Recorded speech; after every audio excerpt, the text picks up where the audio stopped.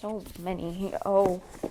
So a few cool hair in the face.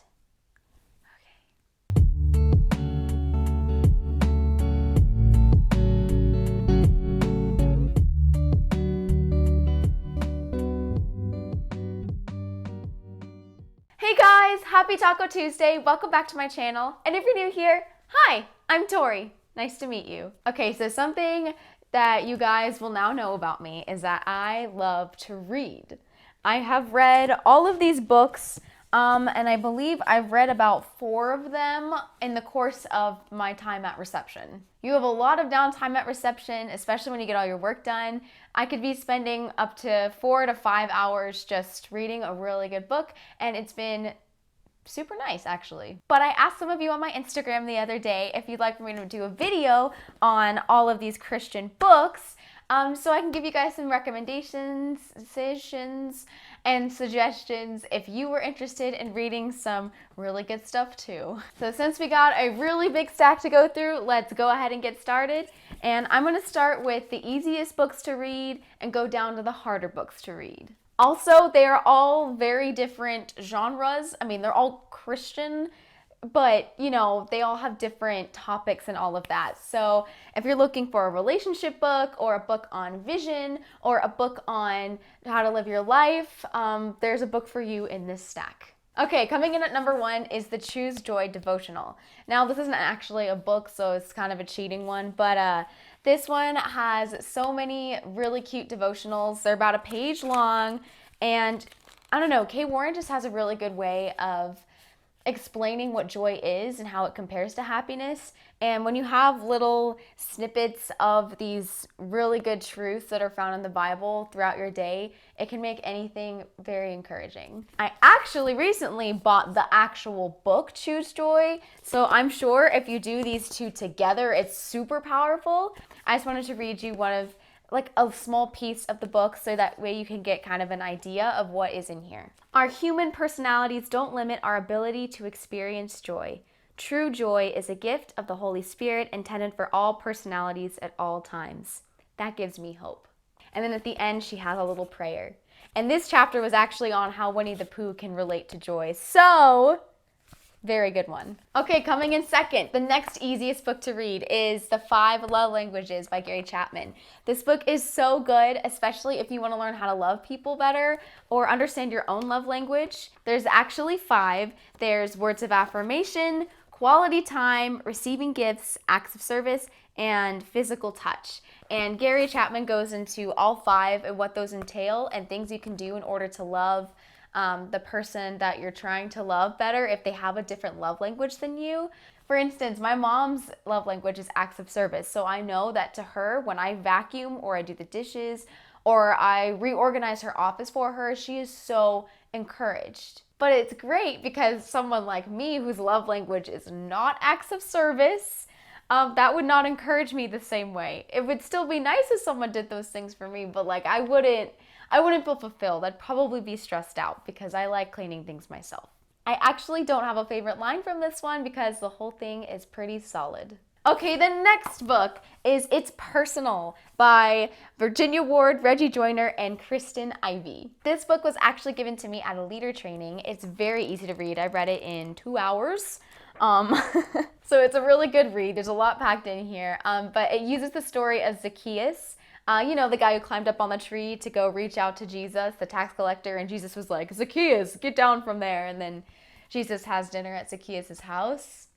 Yeah, that story. It uses that story to illustrate how we should look at children and how we should speak to them and give them hope and help children believe in themselves. So if you're a small group leader, a youth leader, or you work with children in general, this is a really good book to look into. So this is my favorite line from the book. In a world where so many kids are known by a number on a jersey, digits on a carpool tag, random usernames, and national statistics, we need more caring adults who know them personally, by name.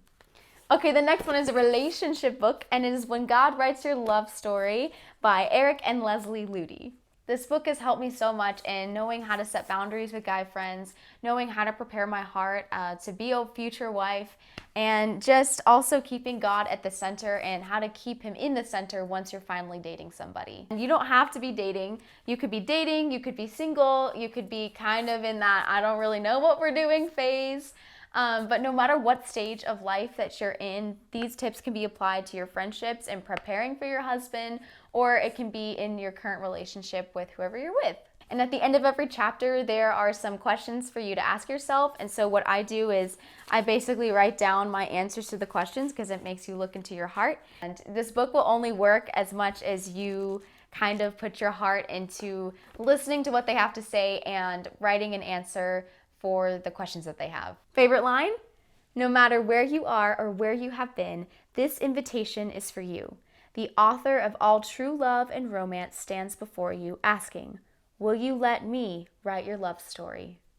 Okay, up next, It's Not Supposed to Be This Way by Liza TerKeurst. Guys, this book has brought me to tears on many an occasion. This is definitely the book for those times where you're really having some doubt struggle with God and his plan for you. If you're going through a time that was super unexpected, or you had a plan or a goal or a vision that left you with so much disappointment that it's just breaking your heart, she really gets down to the nitty-gritty, gets down to the ugly, and Liza is she's just such an incredible author. So each chapter starts with a title page, a topic, and she goes on for that topic for a bit. And then we come to the end of every chapter where you have receive and a reflection and then a prayer, which I love. And the same thing with the relationship book that happens with this one is that it does ask you very heart-wrenching questions that make you really look into your heart and just see what's really going on there. There are so many good lines in here, but just one that I'm picking out from the many. It says, the process isn't a cruel way to keep you from the promise. It's the exact preparation you'll need to handle the promise. Okay, y'all, we're almost done. Up next is Rick Warren's Purpose Driven Church. This book is a thick one. I think it's about 400 pages. This book isn't just for pastors or just for people who are looking to plant a church. If you're an evangelist or a visionary, or you would just like to understand the way Saddleback Church specifically works or how purpose-driven churches work, this is definitely the book for you. This book had so many practical tips to not only my own faith walk, but how to help lead others on their own faith walk. I also think this is a good book for you if you are someone who's church hopping right now and you don't really have an identity in any specific fellowship, because if you know what your church stands for, it makes it a lot easier for you to kind of pick somewhere and grow there.